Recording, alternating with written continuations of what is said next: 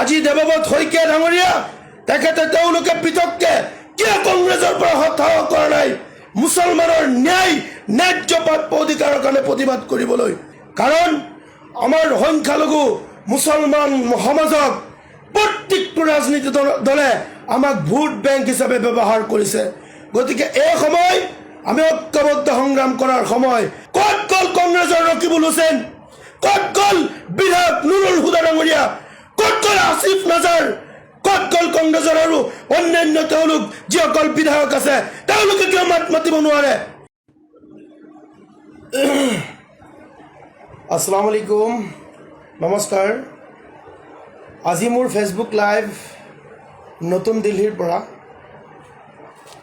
আমি অসম সংখ্যালঘু সংগ্ৰাম পৰিষদৰ সন্মানীয় সভাপতি মহম্মদ আলী খলিফা ডাঙৰীয়াৰ নেতৃত্বত অসম সংখ্যালঘু সংগ্ৰাম পৰিষদৰ সন্মানীয় সাধাৰণ সম্পাদক শ্বেখ আব্দুল হামিদ ডাঙৰীয়াৰ সৈতে আজি আমি এটি সজাতি দল আহি পেলাই আমি দিল্লীত উপস্থিত হৈছোঁ।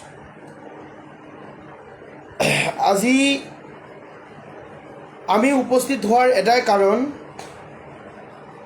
অসমৰ নিষ্পীড়িত, নিৰ্যাতিত, উপেক্ষিত সংখ্যালঘু মুছলমান ৰাইজৰ ওপৰত চলা অন্যায়, অত্যাচাৰ, অমানৱীয় উচ্ছেদ, এইবোৰৰ বিৰুদ্ধে আগষ্ট মাহৰ 1 তাৰিখত হ'বলগীয়া আমাৰ প্ৰতিবাদ কাৰ্যসূচীৰ কাৰণে আমি আহি দিল্লীত উপস্থিত হৈছোঁ। আৰু মই ইতিমধ্যে খন্তেক সময় পূৰ্বে মই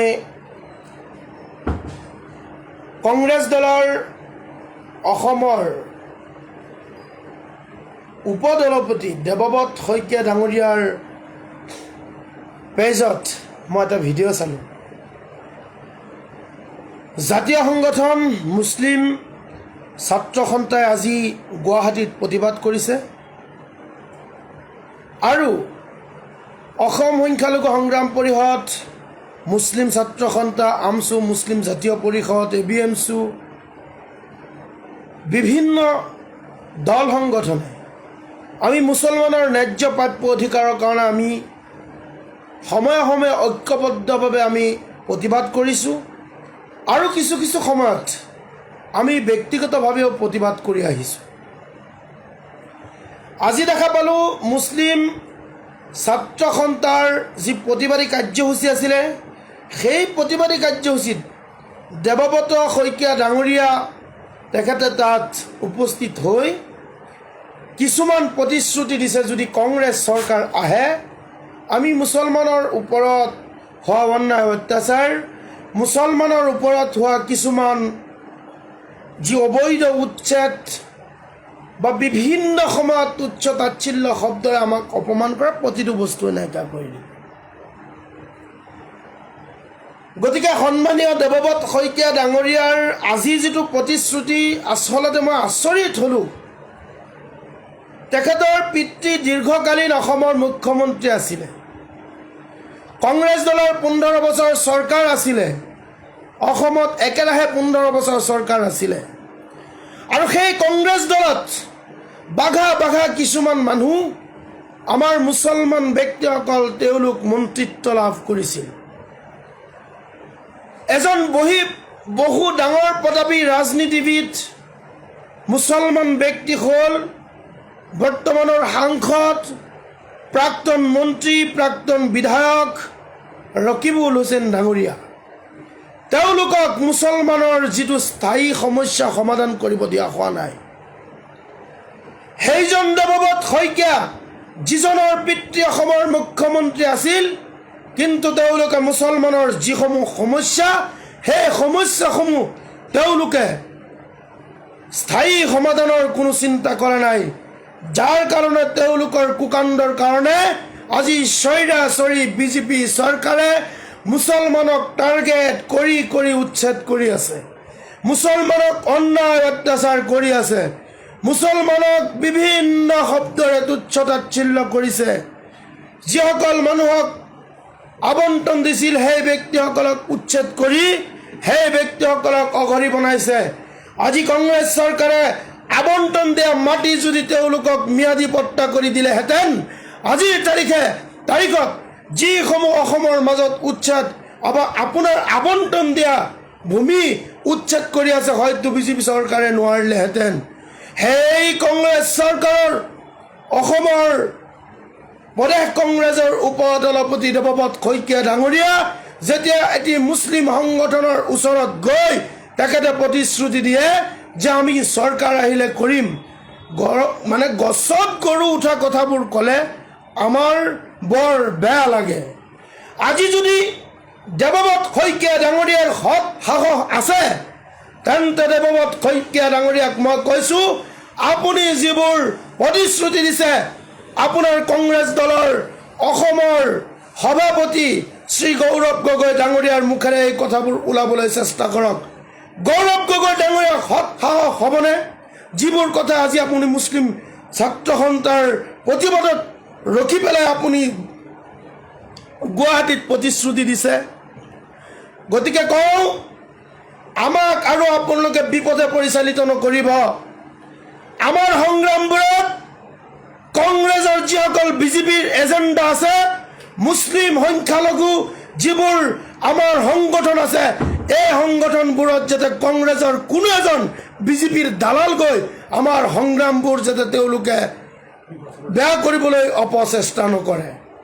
গতিকে মই দেৱব্ৰত শইকীয়া ডাঙৰীয়াক প্ৰশ্ন কৰিব বিচাৰোঁ, আপোনালোকে চোন সমগ্ৰ অসমৰ ভিতৰত গীৰ গাই লৈ প্ৰতিবাদ কৰিছিল, গৰু লৈ লৈ ৰাজপথত ওলাই প্ৰতিবাদ কৰিছিল, কিন্তু মুছলমানক উচ্ছেদ কৰি আছে।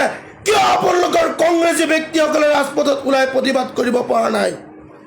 যিসকল কংগ্ৰেছী মোৰ বন্ধু আছে, যিসকল কংগ্ৰেছী মুছলমান বন্ধু আছে, মোক আপোনালোকে বেয়া নাপাব, মই আপোনালোকৰ ওচৰত ক্ষমা বিচাৰিছোঁ।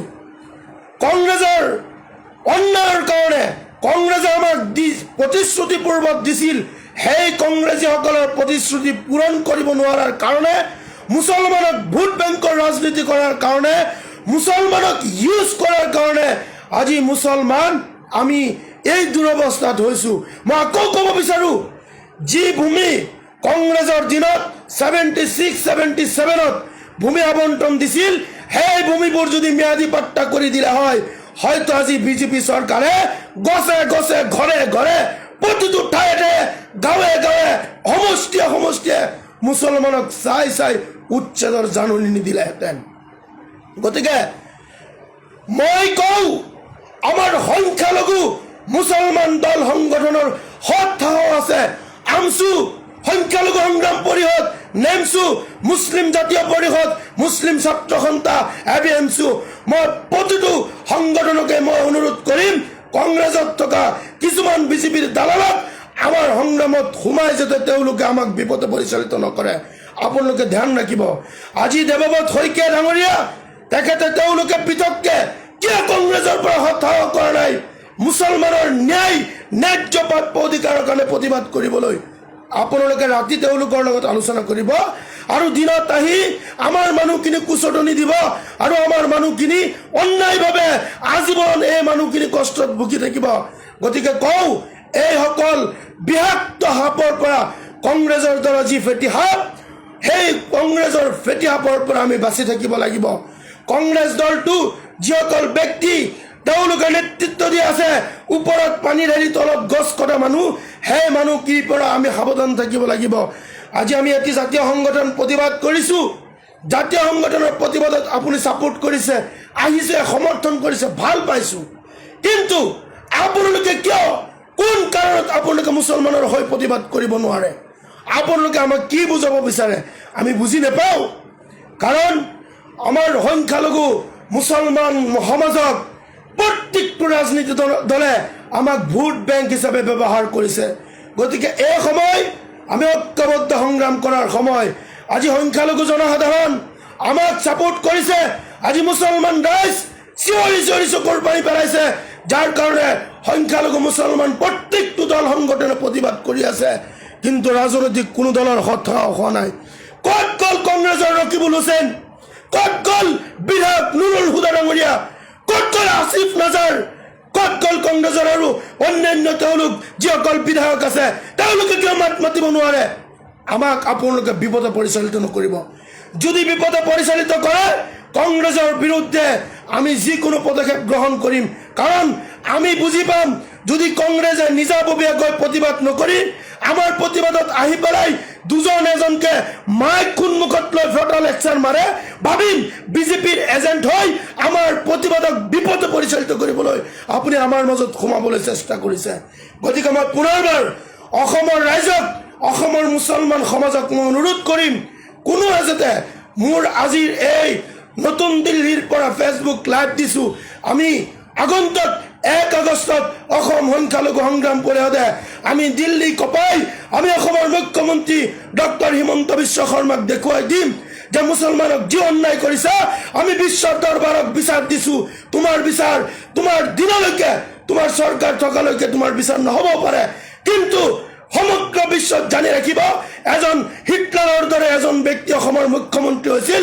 কেৱল মুছলমানক চাই চাই উচ্ছেদ কৰিছে আৰু সেই অকল মুছলমান ব্যক্তিৰ ওপৰত টাৰ্গেট কৰি মুছলমানক অনৈতিক শব্দৰে মুছলমানক গালি পাৰে মুছলমানক মাৰিবলৈ AK-47 হাতত উঠাই দিয়ে মুছলমানক মাৰিবলৈ অনুজ্ঞা পত্ৰ দি পেলাই তেওঁলোকৰ হিন্দুসকলৰ হাতত বন্দুক উঠাই দিয়ে নজিৰবিহীন ঘটনা আমি সমগ্ৰ বিশ্বত দেখাই দিম কিন্তু মই এটা কথাই কওঁ যে কংগ্ৰেছৰ যিসকল ব্যক্তি আমাক যদি সমৰ্থন কৰিব আছে 100% কৰক আমাৰ ক'বলগীয়া নাই আমি গ্ৰহণ কৰিম কিন্তু আপোনালোকৰ যদি হতাও আছে যি প্ৰতিশ্ৰুতি আজিৰ তাৰিখত দেৱব্ৰত শইকীয়া ডাঙৰীয়াই দিছে আপুনি আপোনাৰ কংগ্ৰেছ দলৰ অসম ৰাজ্যৰ সভাপতিজনৰ মুখেৰে দিবলৈ বাধ্য কৰক আৰু আপোনালোকে পৃথকে কংগ্ৰেছ দলৰ প্ৰতিটো জিলাই জিলাই অসমৰ ভিতৰত গণ আন্দোলন কৰি তোলক যে মুছলমানক গণহত্যা কৰা হৈছে মুছলমানক অন্যায় কৰা হৈছে যিদৰে গিৰগাঁৱৰ বিৰুদ্ধে আপোনালোকে প্ৰতিবাদ কৰিছে ধন্যবাদ জয় অসম অসম সংখ্যালঘু সংগ্ৰাম পৰিষদ জিন্দাবাদ